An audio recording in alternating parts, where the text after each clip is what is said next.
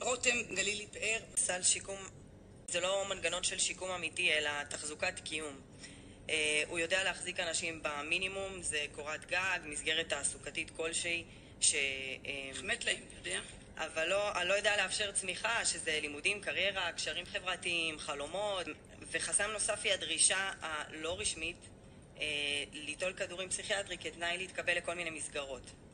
עכשיו, החוק לא מחייב את זה, אבל בפועל זו דרישה שחוזרת שוב ושוב.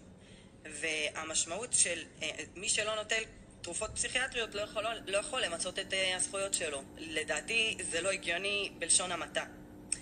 ויש גם חסם שלדעתי לא הגיוני, זה של המערכת של הספקים, של איך בוחרים בכלל ספקים. בכלל, אני לא ראית, פעם אחת לא שאלו לא אותי ולא אף אחד מהאנשים שאני מלווה על סביעות הרצון שלו. ואנשים מתלוננים, אבל מה עם סביעות הרצון של האנשים? למה שספק יזכה במכרז אם סביעות הרצון תהיה נמוכה? אם כבר נותנים שיקום ועושים אפשרויות ותחרות וזה, אז לפחות זה דבר מאוד מאוד בסיסי. החסם האחרון זה אנשים שכבר קיבלו שיקום, אבל ברגע של משבר או התפרצות מוציאים אותם מהמסגרת. במקום הכלה ותמיכה הם פשוט נזרקים לרחוב, נופלים מתחת לכיסאות, לא מקבלים הזדמנות שנייה, כמעט ולא. אבל סל שיקום נועד למתמודדי נפש. ודווקא כאן צריך יותר סבלנות ודלתות פתוחות, כי משבר הוא חלק מההתמודדות, וזה לא סיבה להפקיע זכויות של אף אדם.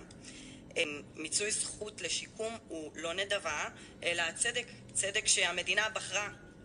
אני מסכימה איתך לגמרי, אנחנו כבר אומרים את זה שוב ושוב. זה כמו בן אדם שהוא חולה סכרת, והוא לא עומד בכל הקריטריונים של אסור לך את זה ואסור לך את זה, אף אופן לא יזרוק אותו מכל המדרגות. בית חולים לא יגיד לו, אני לא מקבל אותך כי אתה ככה וכך וכך.